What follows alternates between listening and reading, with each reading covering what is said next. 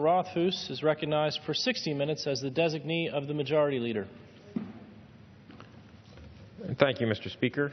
Before I begin, I ask unanimous consent that all members may have 5 legislative days in which to revise and extend their remarks and include extraneous materials on the topic of my special order. Without objection.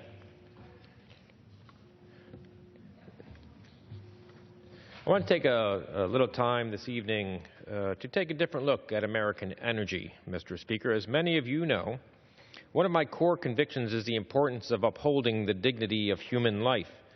Our task here in Washington should be to promote ideas and policies that allow people to live longer, healthier, and more rewarding lives. It is in that spirit that I have joined with my fellow Pennsylvanian, Representative Kelly, and like-minded colleagues to host tonight's special order. Starting last week, world elites gathered in Paris to negotiate climate change and promises that, if enacted, could undo generations of human progress that has provided us with the affordable and reliable energy necessary for humans to truly flourish. I'm here tonight to tell another side of the story, one that abandons the dogma of scarcity put forward by elites in Paris and climate change zealots in Washington. I want to shift this debate to focus on the remarkable story of human abundance. Affordable, reliable energy has been responsible for helping to improve and prolong the lives of billions of people around the world. Energy powers our businesses, it keeps the lights on in our homes, it allows us to have fresh food and clean water, and it powers our schools and our hospitals. Energy is, in many respects, a life or death matter. It's a moral issue, and it deserves more careful consideration than it's been given by the President. I'd like to highlight a little bit, just taking a look at some charts and taking a look at what has been happening with the use of energy. A lot of the energy we get is carbon-based fossil fuel energy, whether it's coal, oil, natural gas. And yes, it's increased in recent history. But what else has happened in recent history? As CO2 emissions have gone up, so has the wealth of the world and of this country. And as the population has gone up, so has energy use. But what is really striking, Mr. Speaker, is taking a look at how the increase in life expectancy has coincided with this energy revolution as well. As you can see, for much of human history, our lives were short, miserable, and lacking in fulfillment. Consider that in the Industrial Revolution, people lived 27 years on average, earned little money, and faced limited opportunities. But again, though CO2 has increased, so has incredible wealth, lifting billions of people out of poverty, and life expectancy striking to the point now in the United States the average life expectancy is near 80 years old. As people learned to access the bounty of energy available, we turned it to our advantage. As we got better at it, incomes and populations soared. This is another interesting chart, Mr. Speaker, as we look at the use of world energy just going back over the last 30 years. The bottom line is energy use. The top line is the world GDP, the increase in wealth that we have seen coinciding with this increase in energy. And you can take a look at some specific countries and see how energy has benefited them. In China and India, both of which have industrialized and increased energy use over the last generation, life expectancy has increased by more than a decade.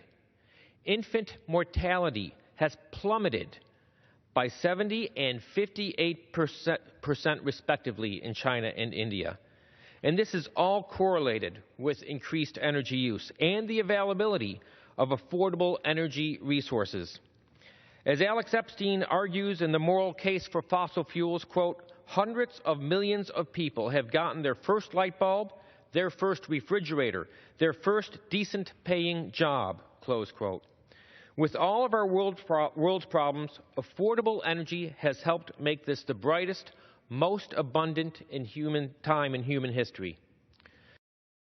Some disparage this story as one of unseemly consumption and excess. I see it as a tremendous triumph of human ingenuity and a victory for those who put human well-being as our top priority.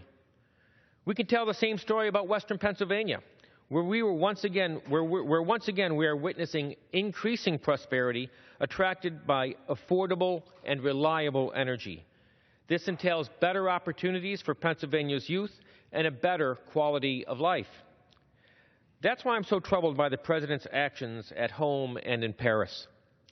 In negotiating a global compact, which will likely entail further restrictions on our access to energy, the President is unknowingly endangering our future well-being.